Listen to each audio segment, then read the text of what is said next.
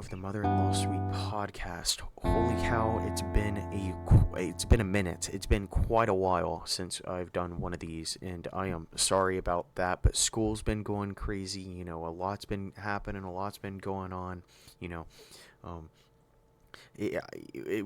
I got a bit to get into. I can't really get into everything right now because I am alone this episode. But I think I'm probably going to try to get this episode maybe around like 20 to 15 minutes. So stick around for the rest of that so we can get into some of the stuff that's been going on.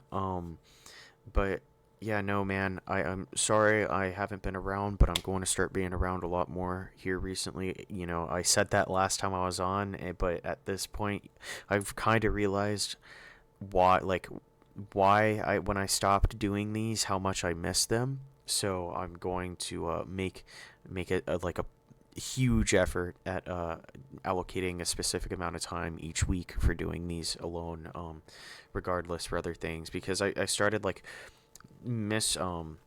misinterpreting my priorities during during the week, and things have been kind of disorganized and cluttered and whatever. So I'm finally getting my life reorganized. It took the month of October for that. It was my birthday. I'm 24 now. A lot happened. We'll start digesting it. I don't even know what I'm going to be talking about because so much has happened. So it's just going to be a ramble and a big rant, a big rant or whatever. I'm going to stutter, and I'm going to try to do this literally all in one take. So if you're fine with like literally hearing a psychopath rant for a little bit, this is probably what this episode's going to be. So stick around if you're fine with that. If not, go to the next one whenever I have like a guest or something. But this is going to be like a personal update and things like that. If you want to stick around and hear that, and see if you care about, specifically me instead of the Mother-in-Law Suite, then I guess, or whatever, however you want to look at it. But yeah, no, things have been going objectively pretty good. I've been struggling a little bit mentally with like anxiety and depression, but I think it's just because I've been like cooped up in the house with school and things, and I'm trying to force myself to get out. But it's really hard when I'm stressed about having stuff to do, because I associate like going out with like staying out and then like not doing anything when I get home because I'm going to be exhausted. But I kind of forget that like if I go out somewhere and I come home, I'm not going to be like starved of energy, because I used to, like, whenever I would leave the house, I would be out all day long. So like I have this kind of barrier where like if I feel like I need to leave the house to like go study, even though I do need to go like leave the house to like, I don't know, recuperate, or just to get out of cabin fever, I guess, or to go to the cafe and study. It I expect it to be more draining than it is, and then I get home and I'm acting all drained, but then I get like confused when I'm not drained, and then I don't know. It's weird. It's this weird thing that's been happening here recently, but I'm starting to get a bit better about it, and I've been kind of getting a bit more active. I haven't been in the gym recently, but I've been doing some like at home exercises, and I started doing a bunch of like activities and things around the house, and started home improvement stuffs and whatnots. So yeah, no, that's it. That's been going okay. School's going pretty good. I have like all A's currently, almost, except for one, which is an 89.7. But I don't know. That's probably going to change tomorrow, because I'm going to finish reading the chapters for that, and then I'm going to do the quiz, and I'm not going to get anything less than a 100 on that quiz. So, that's fine.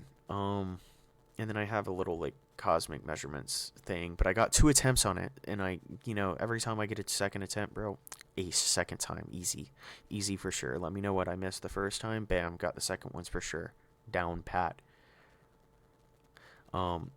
Sorry. So another thing I wanted to mention, here recently, I don't really even know how to approach this, so I'm just gonna come out and state it. I have recently acquired my medical marijuana card, and I'm thoroughly enjoying it. I'm going to be honest, smoking that Kush, and it helps me. I've adopted it pretty well into my life. It helps me sleep. It helps my appetite. It helps my irritable bowel syndrome, like, that has prevented me from doing a bunch of things in the past.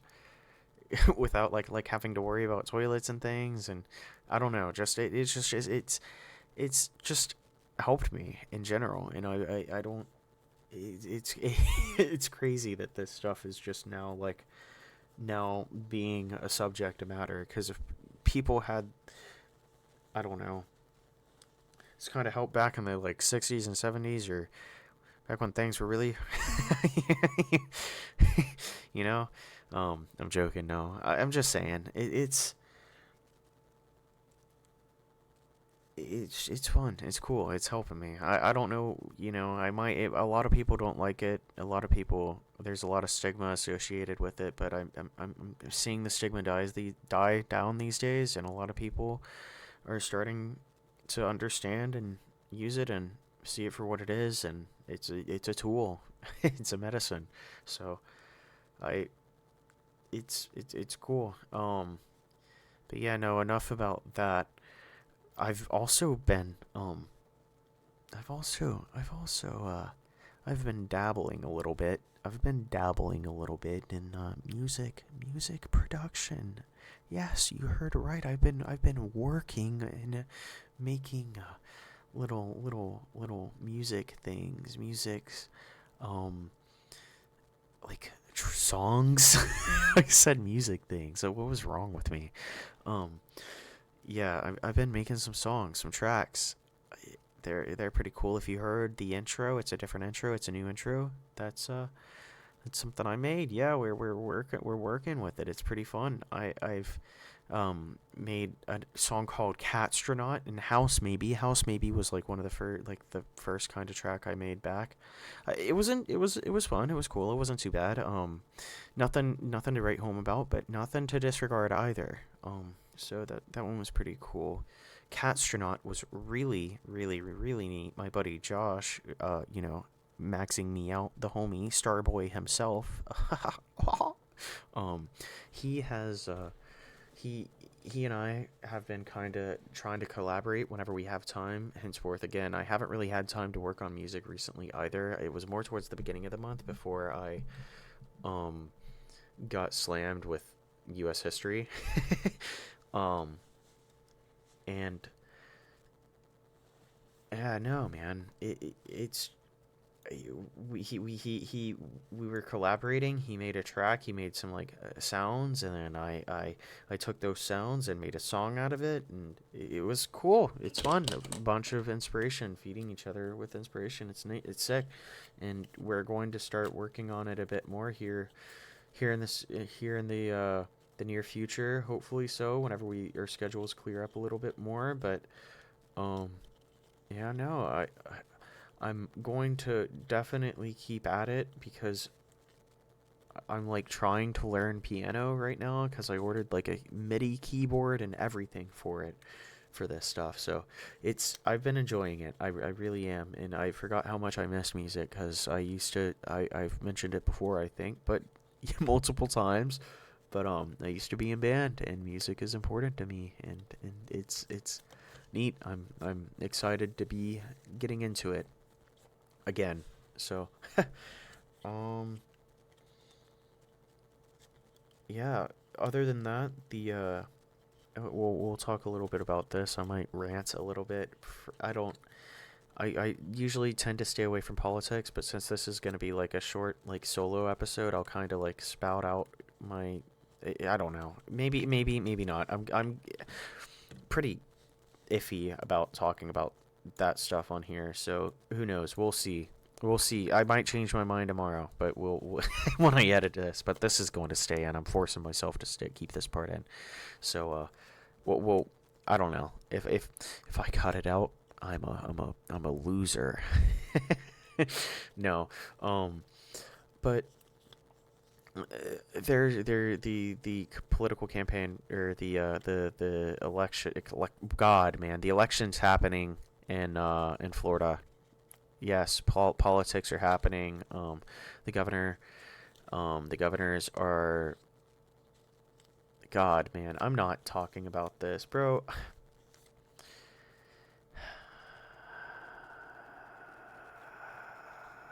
forgive me. I'm having a mental break. I'm trying to debate on podcast live. I'm not cutting this. I'm debating if I want to talk about this or not. Do I grace you all with my ideals, or do I hold them sacred to my own knowledge, to my own self? Hmm. Hmm. Okay.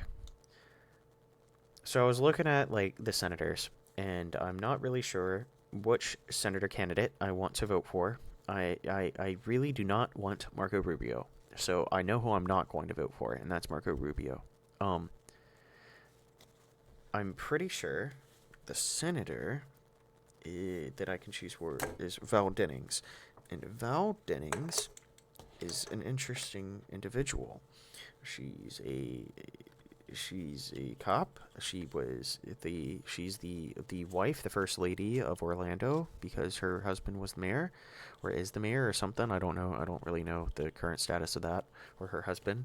But and she's been involved with politics, and she's come from like a very, she like started out working as a social worker, and her mom and was like a maid, and her dad was like a janitor or something. It was she has a really cool upbringing and things like that. But she's very she was like a police chief for a very long time, and police, we need cops. I don't disagree about that, but I don't think that they need to be as powerful as they are, and I think they need more training. And so I don't necessarily support defunding. I actually almost even support like more funding for the police so they can get better training and equipment to better serve the people for the needs and desires they want. You know, because if we cut the police the funding down, they aren't going to have the training and stuff they need to know anything about mental illnesses or anything like that. So cutting funding like that is ridiculous. If we want to cut funding for anything, cut funding for military, or I don't know, like just I don't feel like that's where we should be cutting funding, or I don't know, prison sizes. That's one, but you know, it is what it is. Either way, um, she's I don't know. She's like she's talking about a bunch of crooks and how they need a cop, and I don't know. I think she's pretty cool. I think she's probably going to get my vote in the end. I was looking at TQ Nguyen, though. I don't know how to pronounce his last name, but it's I'm sorry, but it's a Vietnamese last name, and his middle name's TQ. If you type in TQ Senator in Google, you'll see him. Um, and he looks really interesting. If he was an independent, I'd vote for him. Unfortunately, independent parties are only there for like a status quo. Like you vote for him, and then people were like, "Oh wow, like 12%. That's quite a bit more than last year," or something like that. Like talking about how, and then I don't know, people, that person will start making headlines or something. It's more so about like getting a name out there so people can hear your name and possibly see more of you if they like you or something like that. And it's basically lobbying for yourself. So I'm not going to throw away a vote on that. If you ask me, that's what I think. That's what I think an independent party is basically for. Like if you're just going to run like that, or a solo candidate or something like that. That's what I feel like the point of that is at this point. Because there's no chances of you winning. What else do you get from it? Publicity.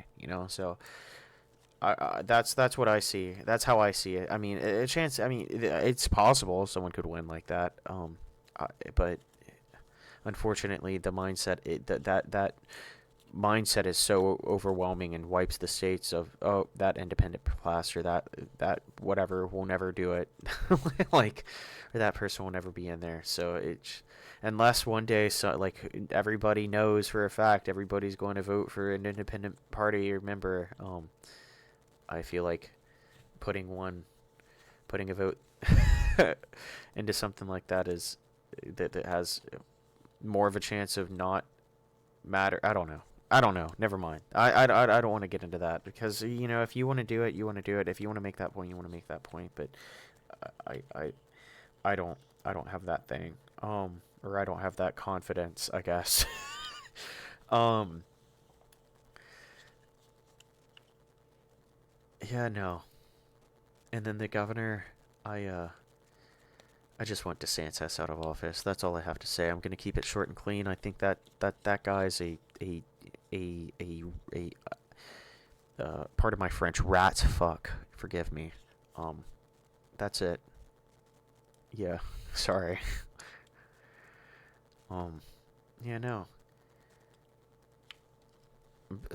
I think that's gonna basically be it for this episode. I'm gonna go talk about music now. Sorry, sorry for the chaos that is this episode. I'm probably gonna air it soon. I might force myself literally not to edit this one because this is like it's chaos. It is my mind. It is 110% naturally me. So if you guys want more of these, let me know. It's just me rambling, venting into the void alone. I could probably only do these for about 20 minutes at a time. Unfortunately, at the time of recording, my internet is out, so I can't. Ooh, wait, my phone. No, I left my phone in my room. Um, I can go off the dome though, maybe. I don't know. I've been listening to Soen a little bit. I recommended them before. Soen. I have their CD. I bought their CD not too long ago. I also bought a Flying Lotus CD not too long ago as well. Also, check out I I think it's Bob the Protato, BobTheProtato. That's my Steam username. So if you guys want to add me on that, you can add me on Steam. That's a little lore. If I ever get big, I might get a bunch of Steam friend requests or something. But my name's Bob the Protato. It's also on Twitch. That's the same thing as Twitch. You guys know that. So add me up. Add me up. You know what I'm saying. You know what I'm saying. Um, but BobTheProtato. You go to SoundCloud. Bam. Bada bing. Bada boom. You got a few of my songs, old things, old little I put some like weird little like default sample things together.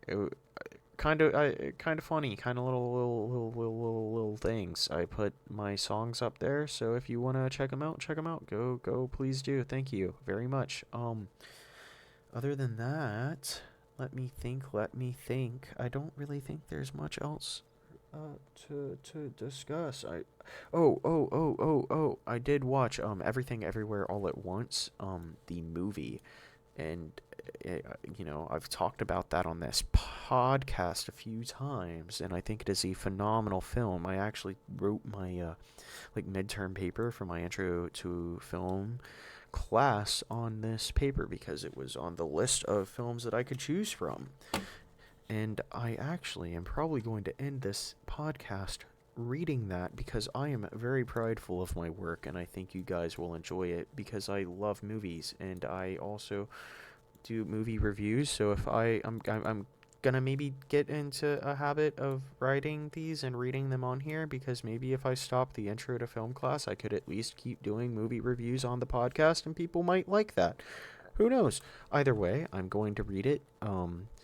Once I find it. So uno momento, por favor. I'm gonna keep filibustering. Like I said, I'm not going to edit this episode. This episode's going to be chaos, and you guys are going to live in this chaos. You guys are gonna be molded by it. You got, um, y- um, I can't find it. Please, please, where'd it go? Where did it go? Please. Okay. We're at Word. We're opening Word, and it is not on this computer. It is on my Mac. No way. I have to have a copy of it somewhere, bro. There's no way it's not on this computer. It's zero possibilities because I like read it on here. Um. Alright, I paused the recording and I had to stand up and I had to go to my room and I got my Mac. So I'm going to read it off of my Mac to you guys that I am recording on my PC. What a world we live in. Technology, ladies and gentlemen.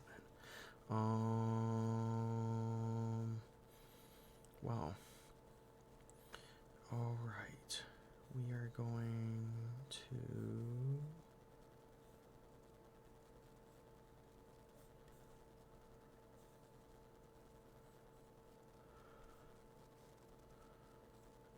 open this. There we go. All right. And here we go. Title of the paper is Everything Everywhere All Bagel.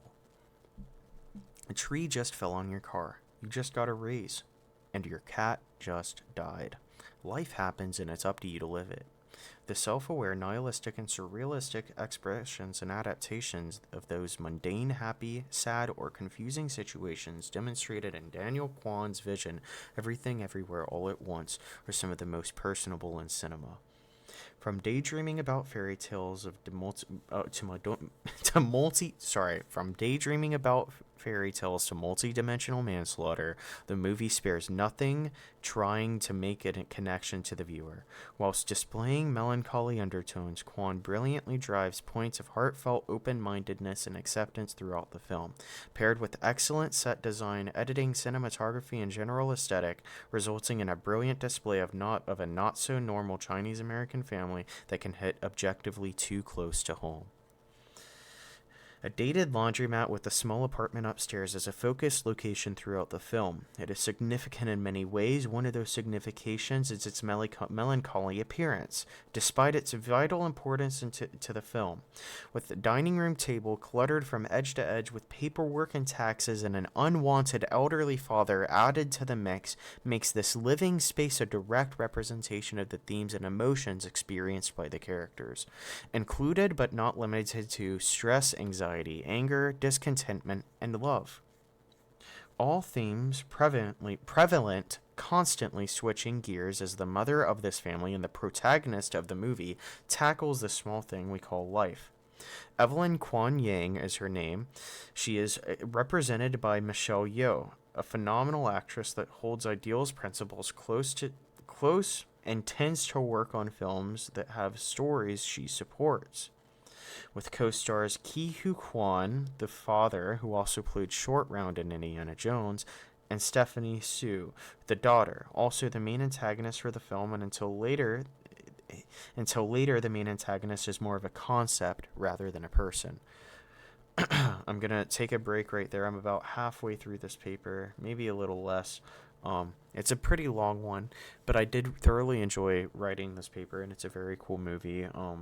Forgive me for stuttering, but bear with me. I'm going to keep going. If you guys haven't seen this movie, I really, really, really recommend. I haven't really gotten into any spoilers yet. If you haven't seen it, I would really recommend watching it before hearing the rest of this, because I might get into spoiler territory here soon. So please. Please refrain if you haven't seen the movie thus far, but I'm going to continue. As mentioned previously, nihilistic tones are present in many forms and take place quite consistently. The connection of these concepts can be seen in representations of said tone. For instance, the divorce papers that Waymond, the father, had gotten from a lawyer, Evelyn's discovery of these papers wasn't until they were filing their taxes with the IRS, in which the setting itself can cause the feeling of impending doom from a potential deadline they must meet, or else they lose the laundromat. While these are more so Evelyn's personal burdens, her daughter, Joy, deals with the very real consequences of generational gaps, craving understanding and acceptance. With her grandfather not being able to speak English, and due to a mother's unacceptance of Joy's sexual orientation, with her mother failing to understand her emotional needs, and a grandfather physically unable to understand her, makes the character experience most extreme personality crisis possible, gaining access to all versions of herself in the multiverse, anywhere and all the time. Playing into the self-aware surrealism mentioned, the nihilistic mindset overtakes Joy as she becomes essentially a god, but still just a daughter. With infinite time and limitless opportunities, the idea of being unique quickly becomes routine and normal. and Joy adopts the ideology that nothing matters and seeks to self-destruct. This display of discontentment is constructed by a clever connection to pop culture. She put everything on a bagel. Collapsing in on itself, it basically turns into a black hole capable of destroying Joy. Her attempt of self-annihilation, though subconsciously conditioning her mother, an attempt to influence her to support her decision, the movie is self-aware of the tropes used to emphasize these messages, making use of many subculture references and montages, fourth wall breaks, and clever jokes, like the familiar water bubbling from a late-night routine cleverly edited into an action sequence at the tax agency. Just as nihilism referenced,